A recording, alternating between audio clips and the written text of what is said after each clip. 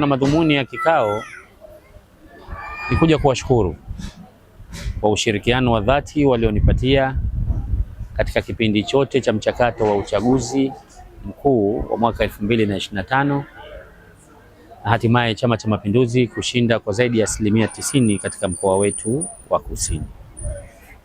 Muungwana anapofanya vyema ni vyema akashukuriwa.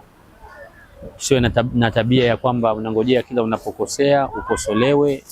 Unapofanya vyema lazima usifiwe. Lakini nimewapongeza kwa uchaguzi, lakini pia nimewapongeza kwa kufanikisha maadhimisho ya miaka 49 ya kuzaliwa kwa chama chetu, ambayo kilele chake kilifanyika mwezi huu tarehe 5 ya mwezi wa pili katika mikoa yetu na katika kata zetu. Lakini pia kuja kuwatanabahisha na kujipanga kwa tayari katika kuelekea uchaguzi wa chama na jumuiya ambao mwaka 2027 tunakwenda kufanya chaguzi hizo kwa chama chetu, ambapo kila baada ya miaka 5 kwa mujibu wa katiba ndio utaratibu wetu. Tutatoa mashirikiano yetu bega kwa bega hadi kuhakikisha kwamba tumeweka uongozi wetu wa chama na jumuiya katika ngazi zote, na pia uchaguzi utakaopita hapo tutakuwa na mashirikiano tena na katibu wa mkoa atakayekuwepo kwa uwezo wa Mungu yoyote, kushirikiana naye mpaka na kuhakikisha 2030 tunaika tena madarakani Chama cha Mapinduzi kwa ushindi wa kishindo.